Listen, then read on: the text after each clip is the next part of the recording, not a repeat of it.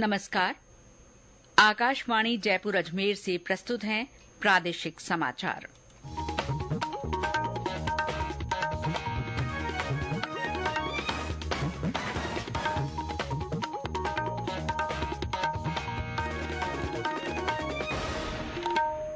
मुख्य समाचार। राजस्थान सहित 5 राज्यों में विधानसभा चुनावों की तारीखों का ऐलान। प्रदेश में 23 नवंबर को एक चरण में मतदान होगा। राज्य में विधानसभा चुनाव की घोषणा के साथ ही आदर्श आचार संहिता की पालना कराने का काम शुरू। मतदाताओं के लिए अभी भी मतदाता सूची में नाम जुड़वाने का मौका। भाजपा ने विधानसभा चुनाव के लिए 41 प्रत्याशियों की पहली सूची जारी की। लोकसभा के 6 और राज्यसभा के 1 सांसद को मैदान में उतारा। और सघन मिशन इंद्रधनुष टीकाकरण अभियान का तीसरा चरण आज से शुरू।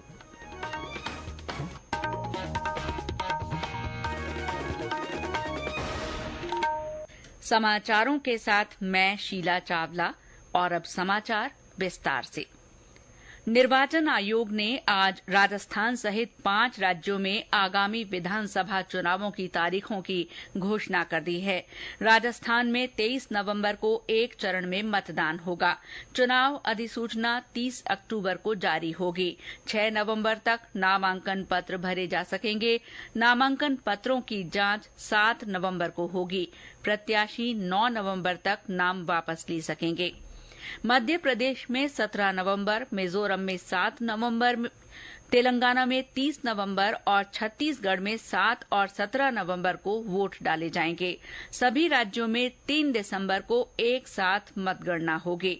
निर्वाचन आयोग के मुख्य चुनाव आयुक्त राजीव कुमार ने आज नई दिल्ली में प्रेस वार्ता को संबोधित करते हुए कहा कि इन 5 राज्यों की 679 विधानसभा सीटों पर मतदान के लिए आयोग ने व्यापक तैयारियां की हैं।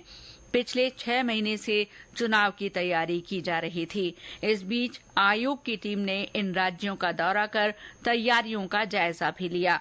चुनाव की घोषणा के साथ ही इन राज्यों में आदर्श आचार संहिता लागू हो गई है। प्रमुख राजनीतिक दलों ने 5 राज्यों के विधानसभा चुनाव की घोषणा का स्वागत किया है। एक सोशल मीडिया पोस्ट में भारतीय जनता पार्टी अध्यक्ष जेपी नड्डा ने कहा कि प्रधानमंत्री नरेंद्र मोदी के नेतृत्व में भारतीय जनता पार्टी सभी राज्यों में भारी बहुमत के साथ सरकार बनाएगी और अगले 5 साल तक लोगों की आकांक्षाओं को पूरा करने के लिए काम करेगी। कांग्रेस ने भी ये विश्वास जताया है कि वो जनता के विश्वास और समर्थन से इन सभी राज्यों में भारी बहुमत से जीत हासिल करेगी। पार्टी ने एक सोशल मीडिया पोस्ट में कहा कि इन राज्यों में उसकी जीत किसानों, मजदूरों, युवाओं और महिलाओं के अधिकारों की जीत होगी। निर्वाचन आयोग की ओर से राज्य में विधानसभा चुनाव की घोषणा के साथ ही प्रदेश में आचार संहिता की पालना कराने का काम शुरू हो गया है। राज्य के मुख्य निर्वाचन अधिकारी श्री गुप्ता ने कहा कि आचार संहिता लागू होने के बाद प्रदेश की योजनाओं में अब कोई नया नाम नहीं जोड़ा जा सकता है। यदि किसी को नियुक्ति दी जा चुकी है तो वो बिना अनुमति के ज्वाइन भी नहीं कर सकता है। उन्होंने बताया कि नए टेंडर और अन्य प्रक्रियाएं भी अब नहीं हो सकेंगे।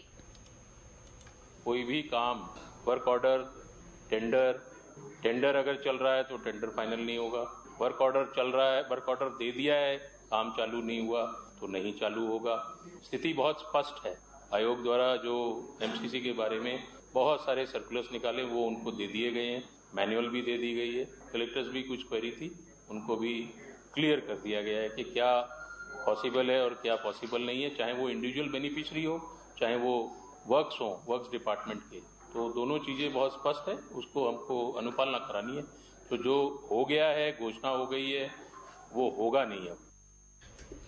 आज जयपुर में पत्रकार वार्ता को संबोधित करते हुए मुख्य निर्वाचन अधिकारी प्रवीण गुप्ता ने बताया कि सरकार की सभी वेबसाइट और सभी इमारतों से राजनेताओं के फोटो और विज्ञापन हटाने के निर्देश दिए गए हैं।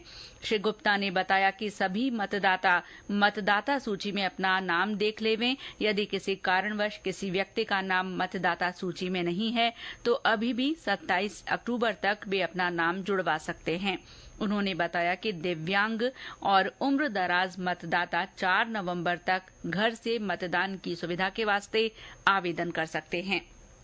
प्रदेश में विधानसभा चुनावों को लेकर आदर्श आचार संहिता लागू होते ही विभिन्न राजनैतिक दलों की ओर से तथा सरकारी योजनाओं को लेकर लगाए गए पोस्टर, बैनर और होर्डिंग हटाने का काम शुरू हो गया है। जयपुर सहित सभी जिलों में जिला निर्वाचन अधिकारियों ने इस बारे में आदेश जारी कर सभी तरह की प्रचार सामग्री हटाने को कहा है। गंगापुर सिटी में जिला निर्वाचन अधिकारी डॉ अंजलि राजौरिया ने विधानसभा चुनाव की तारीख के ऐलान के बाद अधिकारियों की समीक्षा बैठक ली और आदर्श आचार संहिता की पालना के निर्देश दिए। करौली जिला निर्वाचन अधिकारी अंकित कुमार सिंह ने विधानसभा चुनाव की तैयारियों के बारे में प्रेस प्रतिनिधियों को विस्तार से जानकारी दी। उधर श्रीगंगानगर में किसी भी अप्रिय घटना और नशा तस्करी को रोकने के लिए राजस्थान पंजाब सीमा पर निगरानी के लिए 8 टीमें लगाई गई हैं। राज्य विधानसभा चुनावों को लेकर भारतीय जनता पार्टी ने आज अपने उम्मीदवारों की पहली सूची जारी कर दी है। आचार संहिता लगने के थोड़ी ही देर बाद भाजपा ने 41 विधानसभा सीटों पर उम्मीदवारों की घोषणा कर दी। हमारे संवाददाता ने बताया कि भाजपा की पहली सूची में कई बड़े चेहरों को मैदान में उतारा गया है। भारतीय जनता पार्टी ने पहली सूची में 6 लोकसभा तथा राज्यसभा के 1 सांसद को प्रत्याशी बनाया है।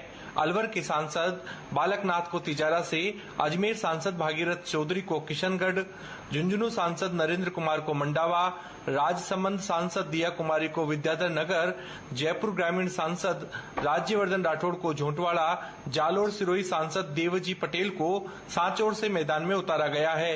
राज्यसभा सांसद किरोड़ीलाल मीणा को सवाई माधोपुर सीट से भाजपा ने प्रत्याशी बनाया है। रिटायर्ड आईएएस अधिकारी चंद्रमोहन मीणा को बस्सी से टिकट दिया गया है। विधानसभा चुनाव में बड़ी संख्या में निर्वाचित सांसदों को मैदान में उतारकर भाजपा ने यह संदेश दिया है कि उसके लिए हर एक सीट महत्वपूर्ण है। आने वाली सूचियों में पार्टी कुछ और बड़े चेहरों को प्रत्याशी बना सकती है। जितेंद्र द्विवेदी, आकाशवाणी समाचार, जयपुर। भाजपा ने सीकर की लक्ष्मणगढ़ सीट से पूर्व सांसद सुभाष महरिया को उम्मीदवार बनाया है। महरिया हाल ही में वापस भाजपा में लौटे हैं। इस सीट से कांग्रेस के प्रदेश अध्यक्ष गोविंद सिंह डोटासरा विधायक हैं। उदयपुर वाटी से भाजपा ने शुभकरण चौधरी को उम्मीदवार बनाया है। साथ ही पार्टी ने बहादुर सिंह कोहली को वैर से, राजकुमारी जाटव को हिंडौन से, नानालाल आहारी को खैरवाड़ा से, सुशील कटारा को चौरासी से, भीमा भाई डामोर को कुशलगढ़ से टिकट दिया है। भाजपा ने पूर्व गुर्जर नेता कर्नल किरोड़ी सिंह बैंसला के बेटे विजय बैंसला को देवली उनियारा से मैदान में उतारा है। दूसरी ओर कांग्रेस भी किसी भी समय अपने प्रत्याशियों की पहली सूची जारी कर सकती है। इसके लिए आज नई दिल्ली में कांग्रेस वर्किंग कमेटी की बैठक हुई, जिसमें मुख्यमंत्री अशोक गहलोत, पूर्व उप मुख्यमंत्री सचिन पायलट समेत अन्य वरिष्ठ नेता शामिल हुए। ये समाचार आकाशवाणी जयपुर अजमेर से प्रसारित किए जा रहे हैं। राष्ट्रपति द्रौपदी मुर्मू ने मानवता की खुशहाली और जलवायु परिवर्तन के कारण पैदा चुनौतियों से तेजी से निपटने के लिए उपयुक्त खाद्य प्रणाली बनाने पर जोर दिया है। राष्ट्रपति ने आज नई दिल्ली में न्यायोचित और उपयुक्त कृषि खाद्य प्रणाली की ओर शोध और उसके प्रभाव विषय पर एक कार्यक्रम का उद्घाटन किया। सघन मिशन इंद्रधनुष टीकाकरण अभियान का तीसरा चरण आज से शुरू हुआ। 14 अक्टूबर तक चलने वाले इस अभियान के दौरान 5 साल तक के बच्चों को बीसीजी, डीपीटी, पेंटावेलेंट, हेपेटाइटिस और अन्य टीके लगाए जा रहे हैं, जिससे बच्चों का 11 जानलेवा बीमारियों से बचाव होगा। गर्भवती महिलाओं को टिटनेस का टीका लगाया जा रहा है। झालावाड़ में इस अभियान के लिए 950 टीकाकरण स्थल बनाए गए हैं। बूंदी में मिशन इंद्रधनुष टीकाकरण अभियान के बारे में जागरूकता पैदा करने के लिए विभिन्न कार्यक्रम आयोजित किए जा रहे हैं। विश्व मानसिक स्वास्थ्य सप्ताह के अंतर्गत आज करौली में कई प्रतियोगिताओं का आयोजन हुआ। इनमें छात्र छात्राओं ने भाग लेकर अच्छे मानसिक स्वास्थ्य के लिए किए जा सकने वाले उपायों की जानकारी ली। साथ ही मानसिक स्वास्थ्य एक सार्वभौमिक मानव अधिकार है विषय पर पोस्टर प्रतियोगिता का आयोजन भी किया गया। आज विश्व डाक दिवस है। इस अवसर पर कोटा में डाक सप्ताह आयोजित किया जा रहा है। इसके तहत डाक विभाग की ओर से विभिन्न कार्यक्रम हो रहे हैं। 13 अक्टूबर तक चलने वाले कार्यक्रमों के दौरान विश्व डाक दिवस और सप्ताह के पोस्टर बैनरों का प्रदर्शन किया जाएगा। वहीं विभाग की ओर से कल बचत बैंक योजनाओं, डाक जीवन बीमा और ग्रामीण डाक जीवन बीमा के लिए डाक चौपाल लगाई जाएगी। फिलेटली दिवस पर जागरूकता सेमिनार 11 अक्टूबर को होगा। आज भारतीय विदेश सेवा दिवस है। इस अवसर पर विदेश मंत्री एस जयशंकर ने कहा है कि भारत की अध्यक्षता में हुए G20 सम्मेलन ने दिखाया है कि भारतीय कूटनीति वास्तविकता में अंतर ला सकती है। एक सोशल मीडिया पोस्ट में उन्होंने भारतीय विदेश सेवा के अधिकारियों को शुभकामनाएं दी। उन्होंने कहा कि जैसे जैसे भारत दुनिया में आगे बढ़ रहा है, विदेश सेवा अधिकारियों की जिम्मेदारी भी रोजाना बढ़ती जा रही है। उन्होंने विश्वास व्यक्त किया है कि देश के बाकी हिस्सों की तरह भारतीय विदेश सेवा भी अमृत काल में महत्वपूर्ण कार्य करती रहेगी। और अंत में मुख्य समाचार एक बार फिर। निर्वाचन आयोग ने राजस्थान सहित 5 राज्यों में विधानसभा चुनावों की तारीखों का ऐलान कर दिया है। प्रदेश में 23 नवंबर को एक चरण में मतदान होगा। राज्य में विधानसभा चुनाव की घोषणा के साथ ही आदर्श आचार संहिता की पालना कराने का काम शुरू हो गया है। मतदाता 27 अक्टूबर तक मतदाता सूची में नाम जुड़वा सकते हैं। भाजपा ने विधानसभा चुनाव के लिए 41 प्रत्याशियों की पहली सूची जारी कर दी है। इसमें लोकसभा के 6 और राज्यसभा के 1 सांसद को टिकट दिया गया है। और सघन मिशन इंद्रधनुष टीकाकरण अभियान का तीसरा चरण आज से शुरू हुआ। इसके साथ ही प्रादेशिक समाचार बुलेटिन समाप्त हुआ। नमस्कार।